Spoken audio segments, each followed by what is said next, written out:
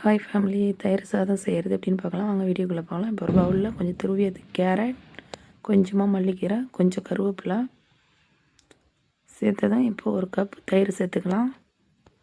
தயிர் சேர்த்ததும் இது கூட கொஞ்சமாக உப்பு சேர்த்துக்கலாம். உப்பு சேர்த்ததும் நல்லா கலந்து விட்டுடலாம். இப்போ கலந்தாச்சு. இது கூட வேக வச்சு எடுத்து சாதத்தை சேர்த்துக்கலாம். சேர்த்து நல்லா கலந்து விட்டுடலாம்.